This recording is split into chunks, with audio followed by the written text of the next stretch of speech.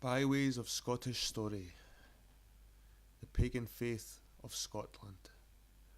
To most minds the chief interest, even of so beautiful and picturesque a country as Scotland, is not the natural scenery itself, but the life which was formerly lived within it.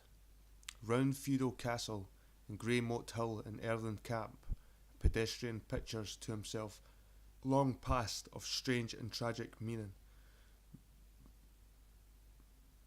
Out of place name alone sometimes he conjures, a picture beholds the eager figure of some long forgotten missionary saint, mingles in the fierce details of old barbaric onset, or pauses with the plaided victors of some stern clan feud as they turn at nightfall to cleanse their weapons at the washing plates of swords.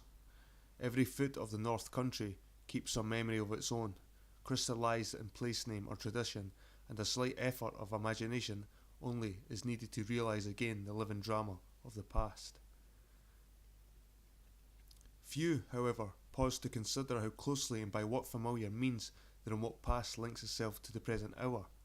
Nothing, indeed, appears more unlikely than the staid citizen of today should, all unconsciously, be using in constant practice many of the heathen rites and precepts of primeval savage ancestors.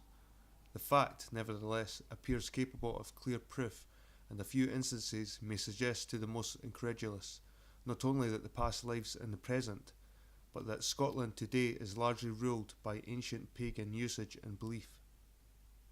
Among the most curious of extant evidences of the ancient pagan faith of these isles are those of which declare our ancestors to have followed a form of sun worship. Some of our commonest acts stand union these evidences.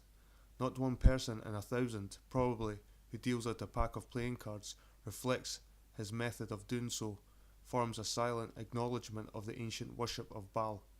The cards, as everyone knows, are invariably dealt from left to right, opposite the dealer, in other words, the way of the sun, and though the invention of playing cards is a comparatively modern affair, there can be little doubt that the order of dispensing them flowed what was immemorial belief considered the proper or lucky direction.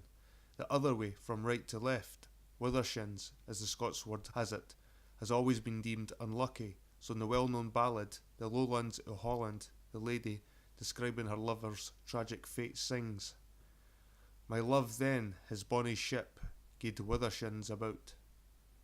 It might perhaps be too much to say that, every time a joiner puts in a screw nail, he is governed by the ancient rules of sun worship, but there can be little question that the first maker of screws was influenced by his manner of turning the thread by an inherited idea of the proper direction, and thus unconsciously followed the ordering of the ancient ritual fire. This method, indeed, has become so ingrained by ancient sanction and many generations of use that to muscle and eye alike it now appears the natural one, while the other, the withershins direction, seems both unnatural and awkward. This theory has sufficient solid evidence to support it. So late as the end of last century there remained in Scotland ample testimony that the method of circling from left to right was deliberately regarded as a method sanctioned by the spiritual powers. In the statistical account of 1794, the Minister of Calendar furnishes some instances of the belief. When a Highlander goes to bathe, he says, or to drink water out of a consecrated fountain, he must always approach by going round the place from east to west on the south side, in imitation of the apparent diurnal motion of the sun. When the dead are laid in the earth, the grave is approached by going around in the same manner. The bride is conducted to her future spouse in the presence of the minister, and the glass goes round a company in the course of the sun. This is called the Gaelic going around the right, or the lucky way. Many of the superstitions current to the present hour in Scotland remain obvious and direct relics of the old worship of Baal and Ashtaroth. Everyone has been told, for instance, some time or other, on seeing the new moon rise, to bow 3 times and wish a wish, and everyone has heard that, if on first beholding the new moon, Lie turns the silver in his pocket 3 times round, Lie shall not want for money during all that month. What are all such axioms but survivals of ancient acts of worship of the moon goddess, the queen of heaven, that fair Istar, Ashtaroth, Astarte, or Aphrodite, whose silver rising from the sea has impressed the minds of race after race with feelings of strange awe, reverence, and adoration. Similarly, the burning of nuts, pulling of kale stalks, and other practices which still go among the lads and lassies of every countryside at Halloween can only be accounted for as lingering relics of the early faith. According as a pair of nuts spurt away from each other or burn peacefully together in the corner of fire into which they are dropped, the village lass foretells that her path of love shall be rough or smooth. And according as the kale stalk torn up in the dark prove straight or crooked, short or long, sweet or bitter, with erd on its root, or bare, she pictures the personal appearance, disposition, and wealth of a future spouse. Doubtless these same rites, or something like them, were practised in early Scotland for the same purposes by the priests of Baal. At any rate, we know from Diodorus Siculus, an eyewitness, that the rites of divination had a place in the ancient pagan worship of these islands, and some of the details given by him correspond with surviving practices. Moreover, the date of Halloween, the 30th of October, corresponds with what we know to have been one of the great Druid festivals. On that night, in pre-Christian times, the people gathered about the great stone altars to wait for the sunrising and the descent of the sacred flame, the gift of their god, from which they might rekindle their household fires for another year. To the present hour, according to the author of Prehistoric Man in Ayrshire, London, 1896, in the parish of Kilwinning, the day which then dawned, the 1st of November, is known as Bel's Day. Divination rites, again of pagan origin, adapted for special circumstances, appear to have been practised in Scotland till a recent date. One of these, it will be remembered, is recounted by Scott in the episode of Brian the Hermit and the Lady of the Lake, when the white bull was slain with the mystic observances and the seer wrapped himself in the glory hide to procure a foresight of his clan's fate. Of kindred nature, doubtless, were the means employed by Eilean nan Craic, Alan of the Forays, the Cameron chief of the 15th century, when he came to Tor Castle above Loch Lynn to consult Tig Gairm, or familiar spirit of his house. And of the same sort and origin, it may be believed, were the rites and incantations for the practice of which 300 years ago many a poor old witch was burned. The worship of one age becomes the devilry of the next, and what was the pious precedent of a Druid priesthood becomes a service of Satan in the hands of 16th century crones. Still, another Druid festival survives in Hogmanay. The peculiar ceremony of sitting up to bring in the year remains to represent the essential feature of Baal worship, the watch for the rising of the sun. There is also the curious custom of first footing, with the ideas of good luck or ill luck for the year being the result respectively of a fair or dark visitor crossing the threshold first, and above all, there is a mystic mistletoe to identify the observance with the Druid festival of Yule. We are familiar with the ceremony described by Pliny of the Druid cutting down the green branch with a golden sickle in the sacred grove. This mistletoe, the soul of Avalonu, the apple tree, as the Druids thought it, and as it was sung by the pagan Merlin in the 6th century, keeps thus to the present hour something of its ancient reverence in the eyes of men. Even the great summer festival of Baal worshippers has left remains in the folk custom of the country, though it has not had the advantage, like Halloween and Hogmanay, of coinciding in date with any modern observance. The chief seat of festival in Scotland was probably the great central mountain, which is still known as Ben Ledi, the Hill of God. On the west side of the summit of Ben Ledi, it is possible even yet to make out traces of the earthen galleries from which the people watch for the rising of the Beltane or sunfire on the actual summit, the mountain altar a few yards on the east. The day which then dawned, the 2nd of May, is still known in Scotland as Beltane Day. It is perpetuated by locals by occasions like Beltane Fair at Peebles, by place names like Tilly Beltane in Perthshire, and by survivals of certain curious and unmistakable customs to be referred to on another page. Next to the survival of actual customs belonging to the pagan past, probably the most significant traces of our fire worshipping traditions are to be found in place names throughout the country, few such place names of common occurrence may be mentioned. Gallowgate or Gallow Hill, names common enough in towns like Glasgow and Aberdeen, contain there, and some room to believe, direct evidence of pagan origin. In the opinion of certain archaeologists, Gallowgate and Gallow Hill are not necessarily mere contractions for Gallows Gate and Gallows Hill. By coincidence, indeed, they may have acquired a connection with that comparatively modern means of judicial execution, the gallows. But it appears just as possible that Gallowgate represents the gate, or way to the Gay Lia, or sorcery stone. The laws, again, which abound throughout the country, such as Dundee law, North Berwick law, and the Lomond law in Fife, come, it is said, from the same root. A popular notion, it is true, runs that these eminences were the spots on which the rulers of early times held courts of legislature on justice. Justice of a kind, no doubt, was administered here, but at that early date it was not known by the name of law. On or near these hills there is a stronger reason to believe stood the menhir of Cromlech, of the Druid, and from this fact the hills took their name as places of the Lear or sacred stone. Among other names with the pregnant meaning, none is perhaps more common than Clachan. In its first meaning, the Gaelic word signifies nothing more or less than the stones. Until recent times, however, Highland hamlets were mainly built of turf, only the church being a stone erection. It was the church, therefore, which gave its descriptive name to the Clachan. Almost to the present day, according to Jameson's History of the Chaldees, to go to the Clachan and go to worship were synonymous expressions in the Highlands, and so the editors of the Gaelic Dictionary of 1831 define a Clachan as a village or hamlet in which a parish church is situate. It was pointed out, however, by the late Dr. Wylie in his History of the Scottish Nation that in many of these collations there is not now, nor ever was, a parish church or place of Christian worship of any sort, and further, that these hamlets have held the rank of Clachan from a date when there was not a stone house in them, and their inhabitants dwelt in mud huts or in fabric or wattles. The explanation of the name, the historian avers, is to be found in the fact that on these spots stood the circle of unhewn stones, the grey sun temple of the Druid.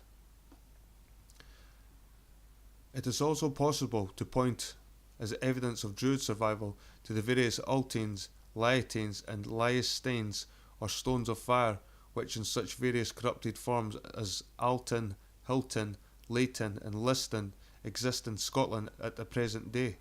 At each of these spots stands some great conspicuous stone to which immemorial tradition has assigned a sacred or uncanny character. There is the stone of Liston, 9.5 feet high, standing to the east of a mansion house of Old Liston, in the neighbourhood of the stone-circled tumulus known as the Hully Hill, and a mile to the west of the Cathedral of Aberdeen stands the Hilton Stone, a great granite column 10 feet high and 3 feet square, on each side of which, till 1830, stood a massive Druid circle of monoliths. The latter stone, it appears, stands on ground which has always been church property, and from it the city has grown around, has no doubt derived the name by which it is still sometimes called in Gaelic, Altain e Aberdeen, the Stone of Fire, at the mouth of the Black River, commonly corrupted in English to Altoon o Aberdeen. With such previous survivals in place names, festival customs and traditional habits, who shall say that the people of Scotland have got rid entirely of the pagan character of their sun-worshipping ancestors? At the Reformation in the latter half of the 16th century, John Knox and his fellow churchmen exerted themselves vigorously to abolish not only the feasts and usages of the Church of Rome, but all traditional customs which appeared to them to be without expression sanction of Holy Writ. Many examples of their efforts might be quoted. Bishop Carswell in 1576, in the preface to his Gaelic translation of Knox's Forms of Prayer and Catechism, declaims with pious severity against histories then extant and popular in the Highlands concerning warriors and champions, and Fingal, the son of Comal, with his heroes. 2 years later, the Wedderburns of Dundee, in the title page of their Good and Godly Ballads, state their work to consist of pious compositions, changed out of profane sangus for avoiding of sin. In December 1583, Glasgow Kirk Session ordered 5 persons to make public repentance because they kept the Superstitions Day called Yule, and later still in the days of William of Orange, the magistrates of Glasgow found it necessary to forbid going through the town in the night time, masquerading or serenading in company with viols or other instruments of music in any numbers. Anything like idle song, dancing and mirth was an anathema in the eyes of these reformers, and Yuletide revelry and May Day festival were rank service of the powers of evil. So effectively did they carry out the crusade against everything that savoured of carnal amusement that they not only plat down the practices of the church against which they warred, but even altered to a strange degree the national character.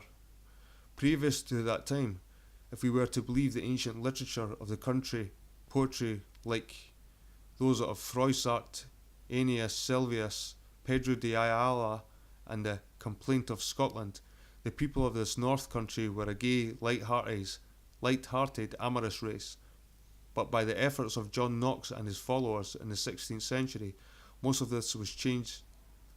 The temper and manners of the people took that air of sombre and ascetic seriousness which is painted for us in the writings of men like John Howe and Lochgoyne and the present-day chroniclers of Thrums and Drumtochty. In this crusade of the reformers, no doubt many an interesting custom of the pagan past, surviving in the form of quaint country usage and festival observance, must have been suppressed. But the destroyers were not completely successful. 100 years later, in 1649, the General Assembly of the Church of Scotland found it advisable to take steps to destroy popular reverence for certain relics of heathen worship. Certain superstitious practices, it appears, were in common vogue among the people. One of these was the preservation, unfilled and untouched from immemorial time, of certain plots of land spoken of as the good man's land and the good man's fold, reputed to be the haunt and special possession of spirits able to foretell the future to those who sought them with suitable rites. At the instance of the Commission, farmers were compelled to plough these sacred fields and yoke their cattle in the ancient festivals, and housewives were obliged to keep their ingalls alight on Beltane no less than on other eyes. Not in even the rigours of kirk sessions and clerical commissions, however, in their most rigorous time, could utterly abolish usage which had the sanction of such ancient observance, and down into the present century, strange though it may seem, there still have been practised arts of distinct and avowed worship of the Druid deities Baal and Ashtaroth. Already on a previous page preference has been made to the common observance of Beltane, Halloween and Hogmanay. Besides these, however, many isolated customs still extant, or extant till a recent date, possess curious interest. It is only some 70 or 80 years, for instance, since the black stones of Iona were destroyed by a maniac. The stones were each composed of a single block of dark-coloured granite, curiously carved, 5 feet in height and 2 broad. On them, down to a recent period, the Highland chiefs made oaths of offence and defence, considered of all oaths the most binding and terrible, and even yet, if the writings of Miss Fiona Macleod are to be considered circumstantial, an oath is sometimes taken on the black stones. There can be little doubt that these stones were relics of the pagan faith, of which Iona was a centre. Other relics of that faith still remain, and superstitions, such as those connected with the wells of the winds and the well of Age on Dun Eye. Before leaving on a voyage, sailors used to repeat a formula at the well of the wind they specially desired, and the aged had only to perform a rite at the well of age in order to find their youth renewed. A unique but significant tradition is that of the Angel Hills of Iona. On these mounds, it is said, the angels were wont to alight on their visits to earth. The reference to angels makes it appear a Christian tradition, but probability carries a legend to an earlier date, and it makes it refer most reasonably to a detail of sun worship, the Angel Hills being the spots which most obviously catch the early rays of the sun. At heart, indeed, to the present hour, Iona remains far more pagan than Christian. It seems to have been a policy of the early Christian missionaries in Scotland to establish themselves near headquarters of the older pagan worship. They did this at Iona and Glasgow, and the same thing seems to have been done on the Holy Loch and the Firth of Clyde. Here, as in Iona, something of pagan custom has lived through the Christian centuries and survived to the present day. The late Crimean Simpson described the burial place of the Argyll family at Kilmun in the Daily News of the 4th of June 1878, wrote as follows: "On the south side of this Loch Siante, as this small inlet of water is called in Gaelic, at the village of Sandbank, there is an interesting old cromlech known in the region as Adam's Grave. Unfortunately, the tradition that Adam was buried at this place does not find confirmation from any source. The probable origin of this curious myth may be that the sound of the Gaelic name led to it.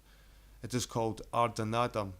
This word is supposed to be a corruption of Ardan na Tuam, the height of the grave.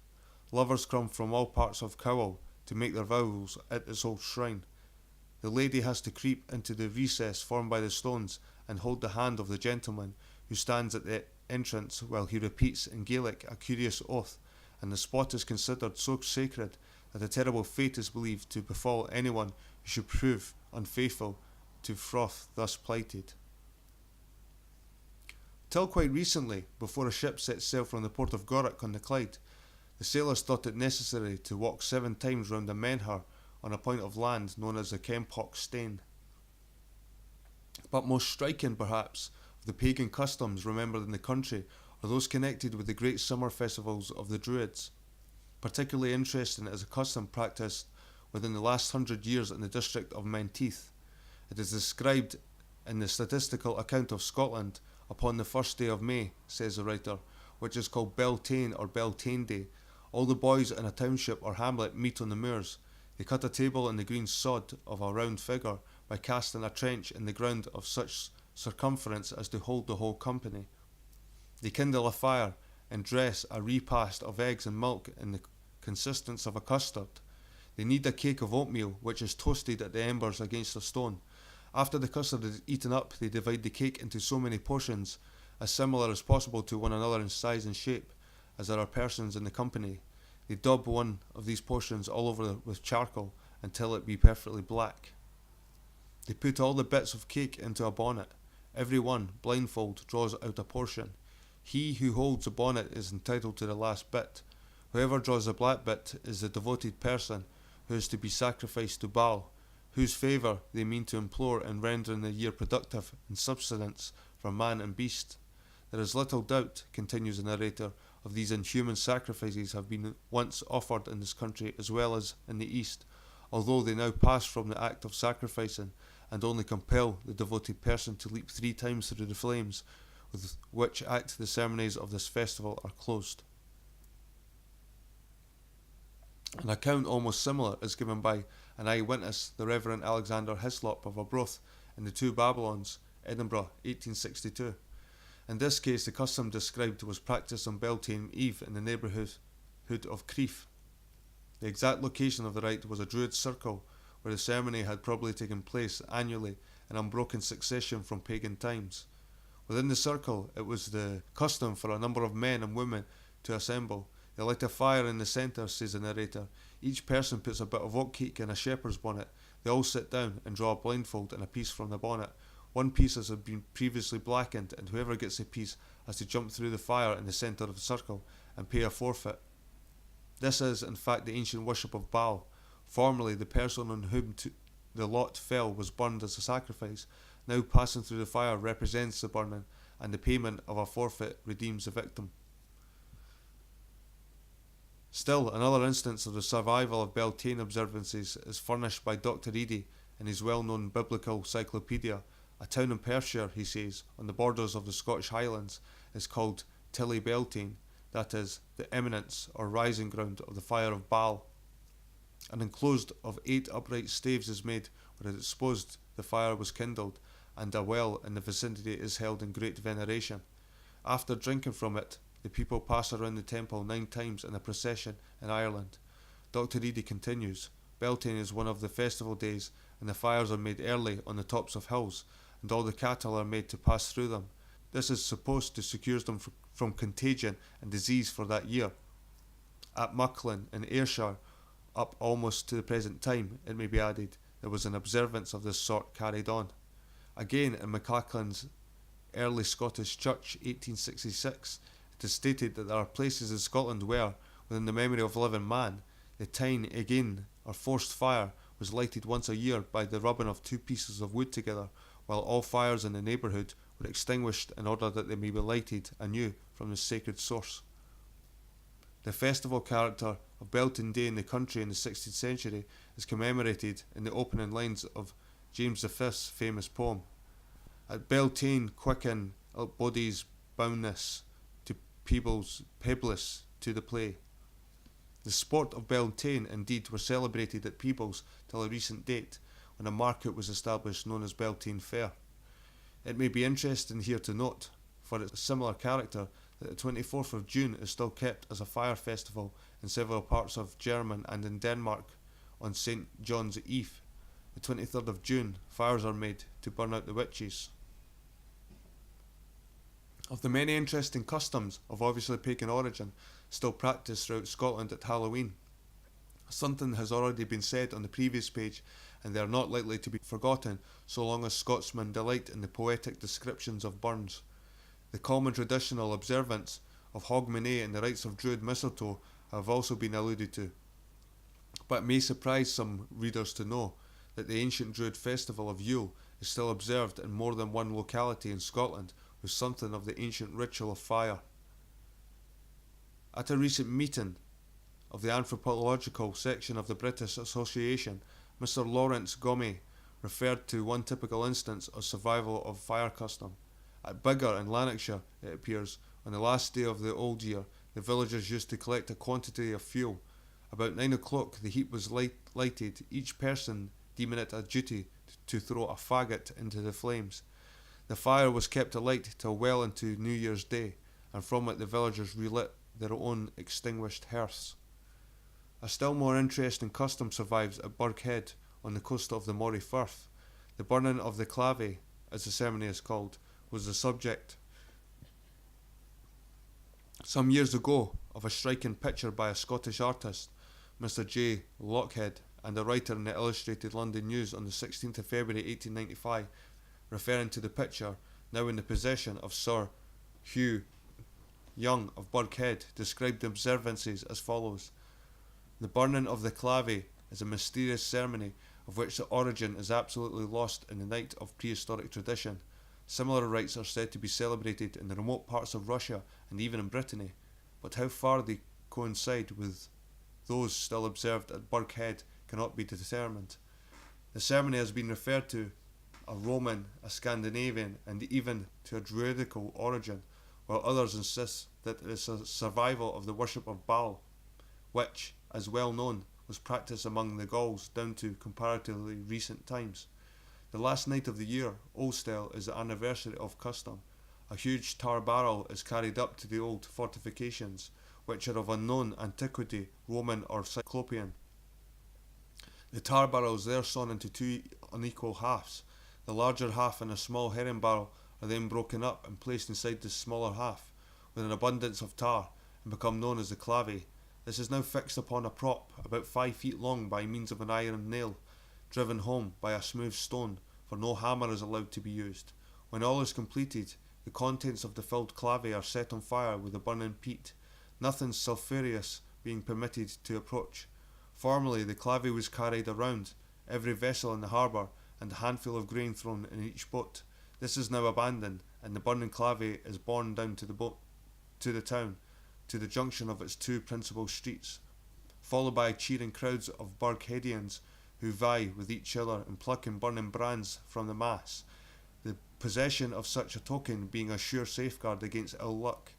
The clave is then carried to a small hill, the Dury Hill, as the northern extremity of the town, where there still stands a freestone pillar in which some have recognised as an ancient altar.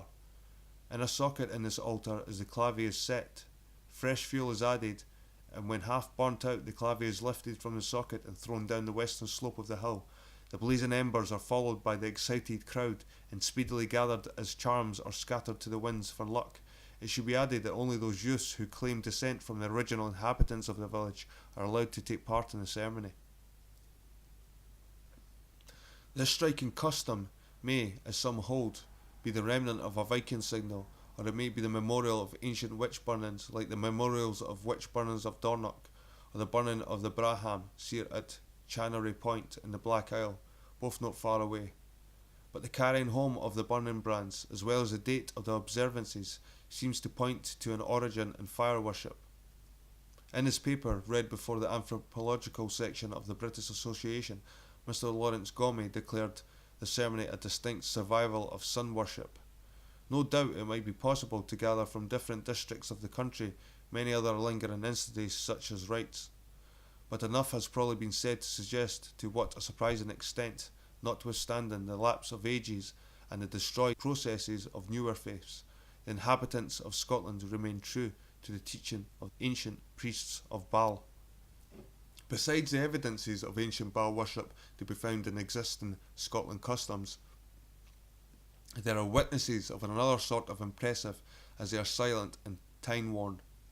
These do not, it is true, testify to any modern usage, but not the less do stand for the evidence that in an elder time within these islands our ancestors had bowed down in the worship of sun and moon.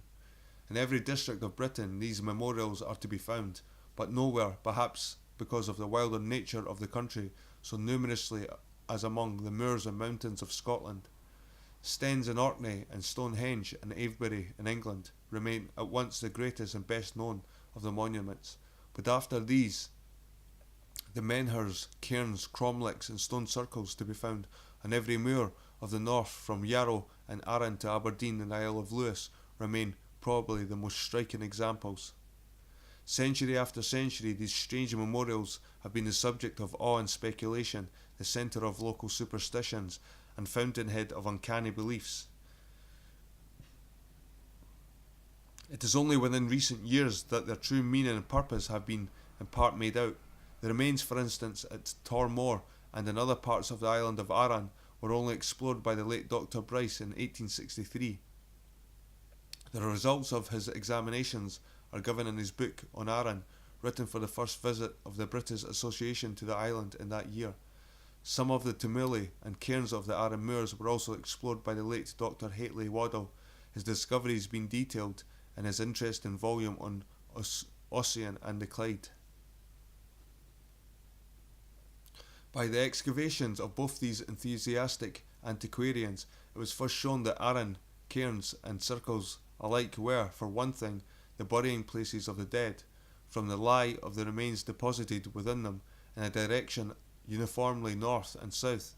It also appeared that the monuments dated from before Christian times, for with Christian burial came a custom of laying the dead to their long sleep in the direction of east and west. As a further proof of pre-Christian date, it appeared, moreover, that the bodies burned there had been burned with fire. But besides acting as places of burial, the stone circles throughout the country have been shown to be calculated for another purpose. In Mr. Bain's History of Nairnshire, it is made clear that the cairn circles of Clava, near Culloden, for instance, have been arranged to act as dials of the time of year and day. Within more than one of the circles are certain pavements, and by astronomical observations taken on the spot, it was found that the shadow of a particular stone, known as the pointer, came into relations with the pavements at the spring and autumn equinoxes, respectively, thus indicating, perhaps, the exact times for sowing and for harvest. Similarly, it has been remarked that at Stonehenge, the cat's summer solstice, the sun would have been by one standing on the altar stone to rise over the summit of the bowing stone.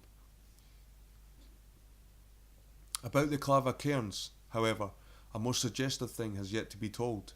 It was discovered by Mr. Bain that if measurements were taken respectively of the distances from the centre of the cairn chamber to its wall, from that wall to the circle of stones at the outer edge of the cairn, from that circle to the next, and so to the outmost circle, these distances were found to correspond relatively to the distances between the sun and planets of our solar system. In other words, it would appear that the builders of these rude stone monuments 2,000 years ago or more were aware that the mathematical relationship of the planetary bodies, which, under the name of Kepler's law, had been counted among the greatest astronomical discoveries of the present century. Perhaps more interesting, however, of all these purposes served by these ancient circles and cromlechs, was that of worship. No doubt whatever can exist of the fact that the great circles of Stonehenge and Avebury, each with its stately earthen avenue leading to a massive altar and its vast surrounding terraces for the accommodation of thousands of spectators, were temples for the worship of some tremendous faith. Same belief applies to the smaller circles and cromlechs scattered throughout the country. A typical example of these stands in the neighbourhood of Glasgow.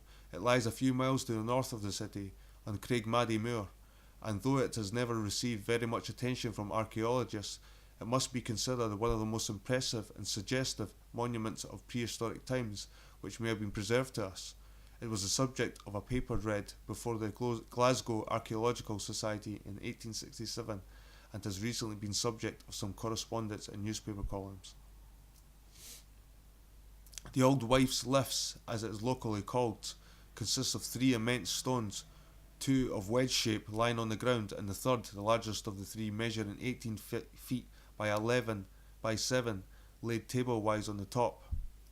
Tradition accounts for the presence of the stones by a story of 3 old wives and the devil, which is at once amusing and preposterous.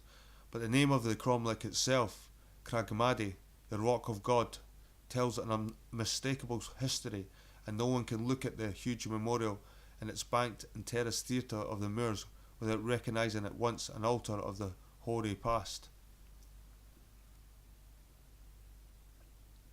Regarding the details of actual worship which went on within these stone circles and around these dolmen altars, many conjectures have been made. It is unfortunate that no written ritual of the Druids has come down to us.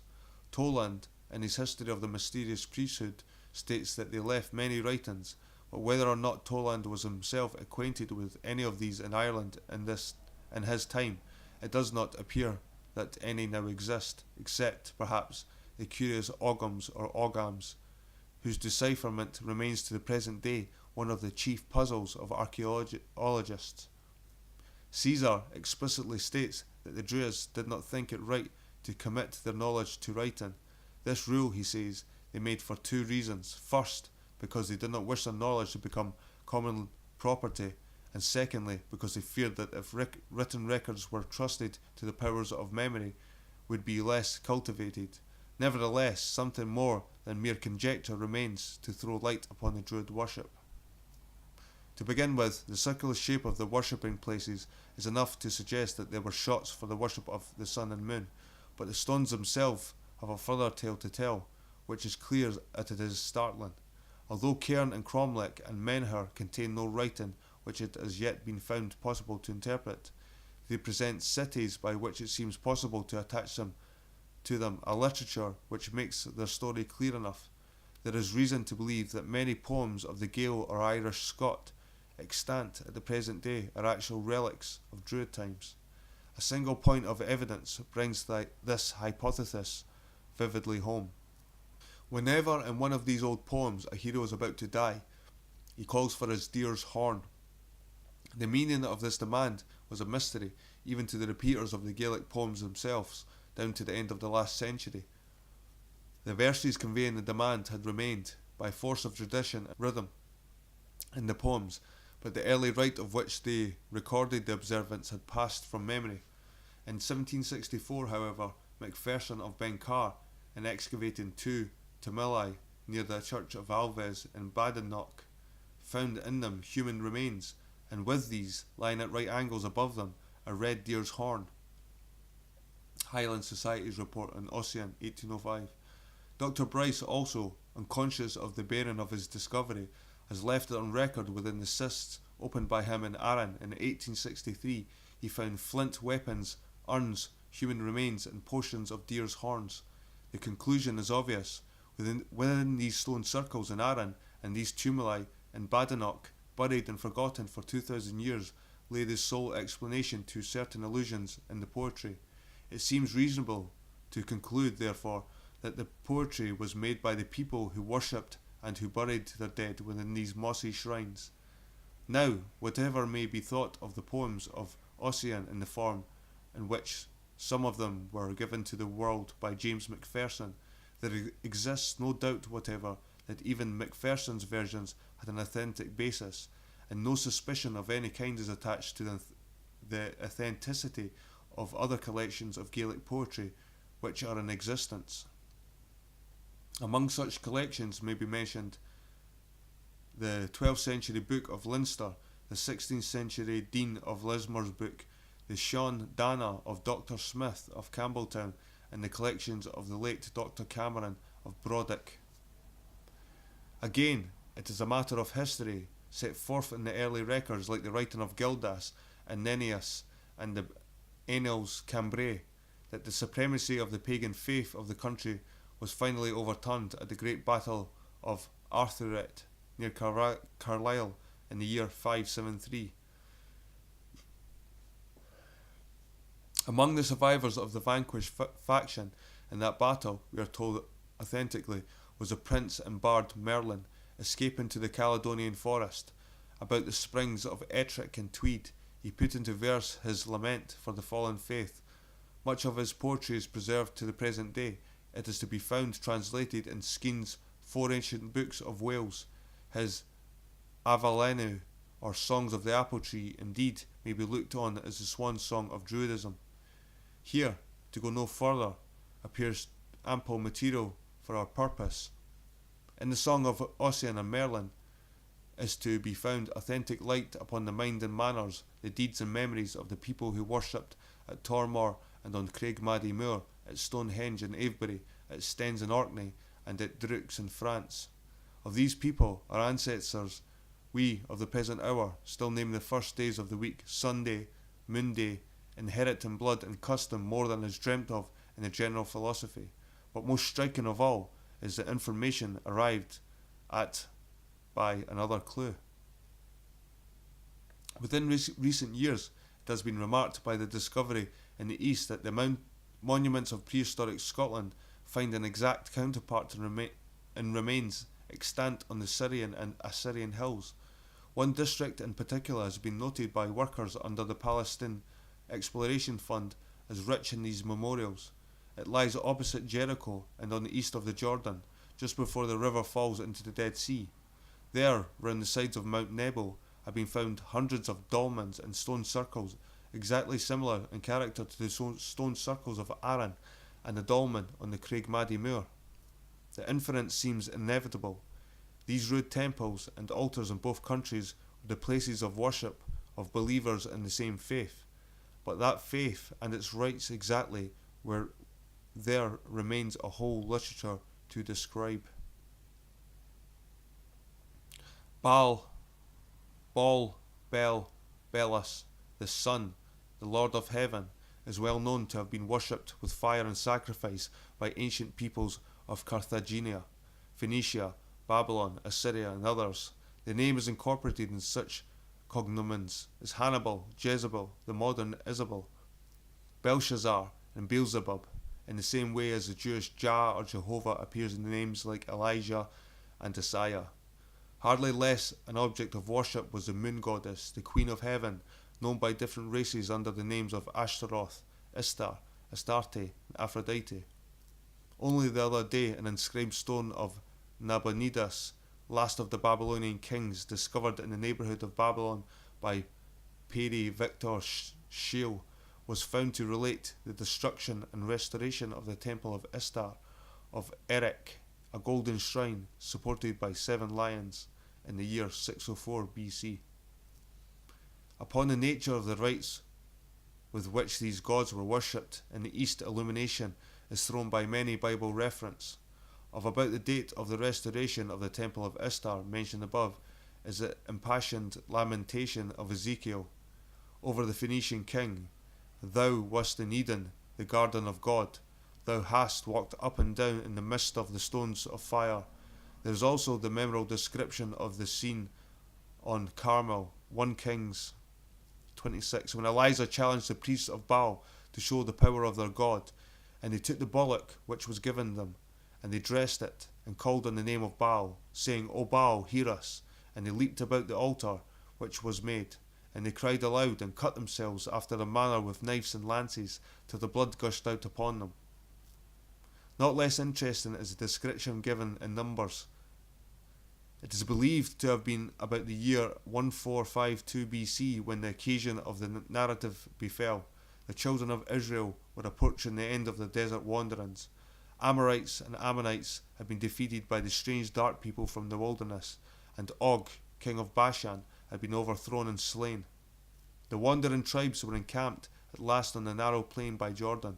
Before them, westward across a river, lay the promised land, with Gilgal and the rich city of Jericho in sight, and behind them rose the dark heights of the Abiram mountains, with their summits Nebo, Pisgah, and Peor, towering against the sky. It was while they lay there, expecting any day the command to strike their black camel-skin tents and cross the river, that they beheld a strange sight.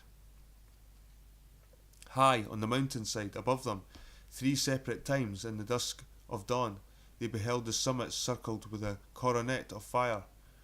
These were the fires kindled by Balak, the ring of Moab, in his frantic fear at the instances of Balaam, his prophet, whom he had sent to curse the people in the city of black tents at his feet. And it came to pass in the morning that Balak took Balaam and brought him up to the high places of Baal, and he saw from thence the utmost parts of the people. And Balaam said unto Balak, Build me here 7 altars, and prepare me here 7 bullocks and 7 reins. And Balak did as Balaam had spoken, and Balak and Balaam offered on every altar a bullock and a rein. And Balaam said unto Balak, Stand by thy burnt offering, and I will go. Peradventure the Lord will come to meet me, and whatsoever he showeth me I will tell thee. And he went to Bear Height.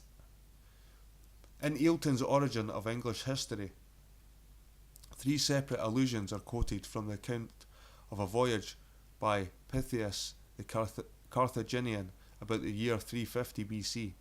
The descriptions of Pythias refer to certain Celtic islands lying to the northwest of France. In one place lie found the natives worshipping the shrill music and noisy rites certain earth goddesses of the nature of Ceres and Proserpine. On another island, near the mouth of the Loire, were women who worshipped a barbarous god with fearful and bloody orgies. And again, on the Isle of Ushant, the voyagers came upon a temple where 9 virgin priestesses tended an oracle and kept alive a perpetual fire. Martin, in his History of France, considers all these rituals to have belonged to the covens of Druids engaged in the service of Corydwen, the white fairy or moon goddess, to whose cult the Celtic priestesses were said to be devoted. Hecataeus of Abdera, the Thracian traveller and historian who flourished in the year 300 BC, makes a reference to Britain and Stonehenge and the worship there, which, as quoted by Diodorus Siculus, appears explicit enough. Opposite the coast of Gaul, he declares, in a grassy island the size of Sicily, lay a great forest and a goodly temple, round in shape and highly enriched, where the priest of the island daily sang hymns and worshipped Apollo, the sun. Perhaps, however, the fullest of all early descriptions of the worship carried on in these Druidic temples is given by Caesar, the Bel Gal.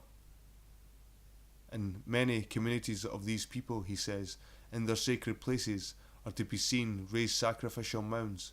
The whole Celtic race, lie precedes, was given over to religion, and it was the custom for those afflicted with grievous sicknesses and those engaged in battles and dangerous enterprises either to sacrifice other men as victims or to vow themselves to the sacrifice. At these oblations the Druids were the ministers. They judged it impossible to appease the gods for the life of one man except by offering up the life of another. Sacrifices of this kind were publicly offered. Some of the tribes were in the habit of weaving wicker images of huge size. These were filled with living persons. Fire was kindled below, and the whole reduced to ashes. Such sacrifices they deemed highly pleasing to the immortal gods.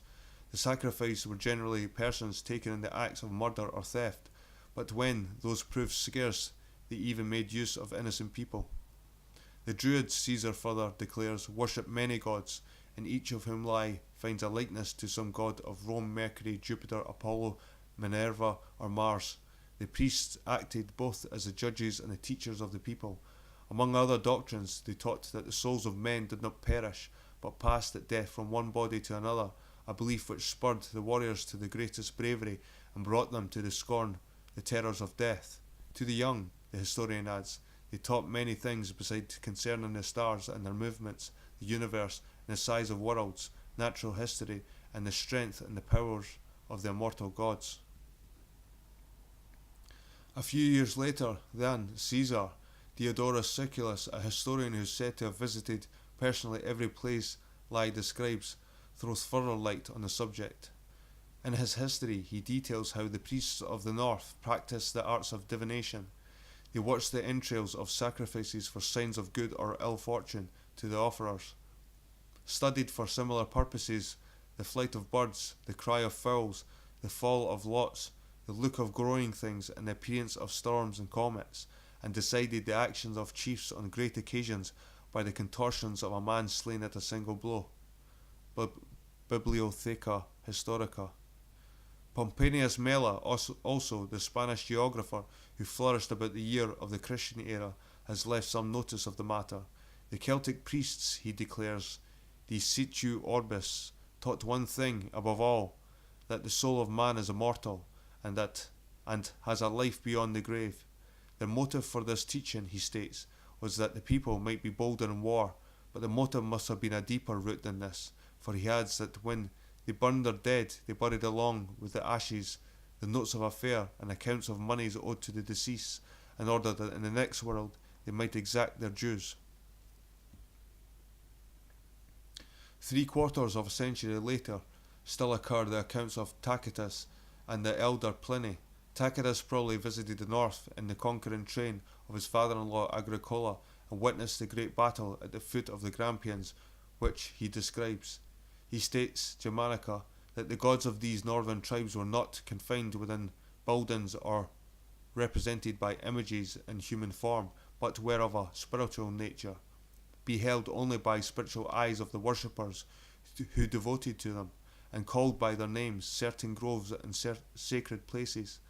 Pliny declares in his natural history that the Druids worshipped a supreme eternal being, the creator and ruler of the universe, who might be known only by the mind, and of whom no graven image could be made.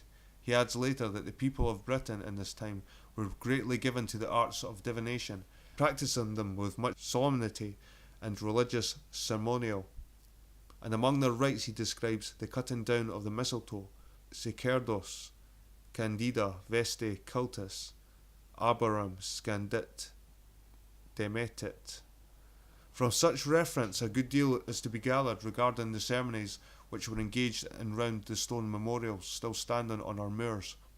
As for the belief itself of the worshippers of early Scotland, it appears to have been of a more spiritual nature than is generally attributed to the faiths of heathendom. Julius Caesar and Pomponius Mela, as we have seen, state that the Druids believed the soul to be immortal, while Tacitus and Pliny place on record that the god of the Druids was a being to be perceived only by the mind, and of whom no image could be made. The latter statement finds support in a peculiar fact. In no part of Scotland, in cairn, stone circle, or burial mound, has there ever been found anything of the nature of an idol or carved image. The idea is borne out of also by the native poetry of that early time. The verse of Ossian, Merlin, and Taliesin alike conveying the impression of the sublime, though indeed a mournful faith.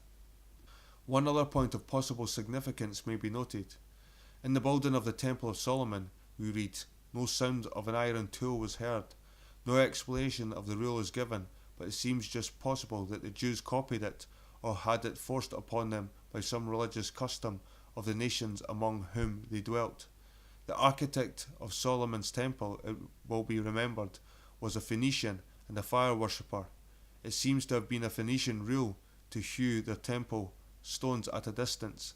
The remains of Phoenician temple of Aphrodite at Old Paphos shows this.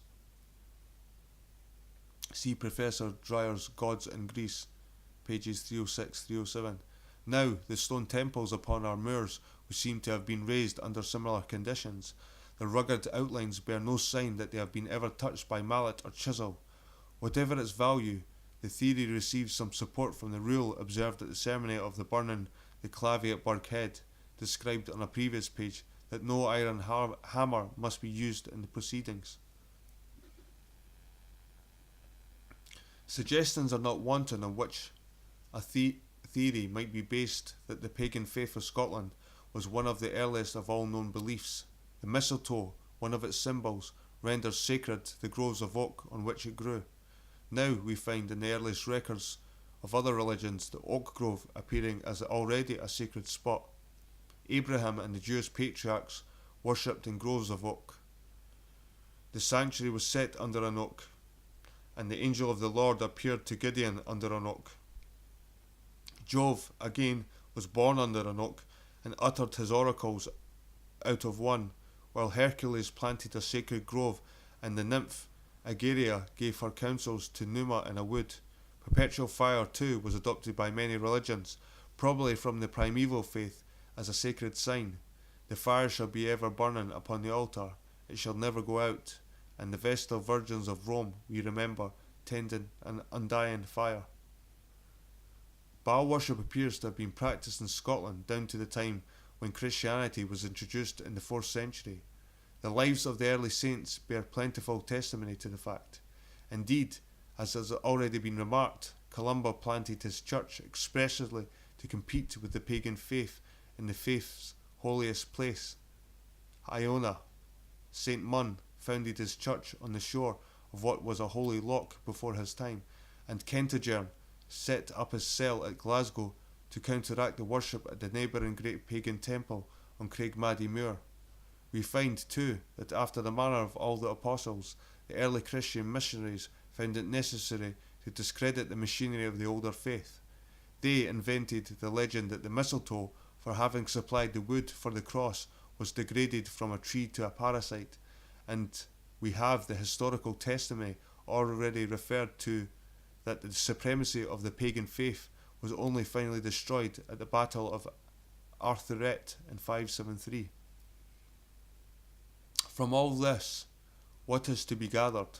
The Celtic tribes, we know, from their language and their teachings of philology, were an early wave of the great Indo-European race which flowed westward from Asia in a bygone age and covered Europe. Little is known of the circumstances of that far-off migration. It would appear, however, as if the tribes had brought with them that early time remains of civilization, infinitely greater than anything hitherto been credited to them. In their marvellous mechanical and astronomical knowledge, and their worship, by means of fire, of a spiritual god, may be identified something akin to the Chaldean lore, the memory of which survived with a dim awe in the tradition of all ages. The Druid faith of Caledonia appears to even to have been of purer and elder branch than its cousin in Chaldea, and the Chaldean monuments lately exhumed by American explorers in Nippur and by M.D. Sarzi at Lagash date as far back as the year 4000 BC.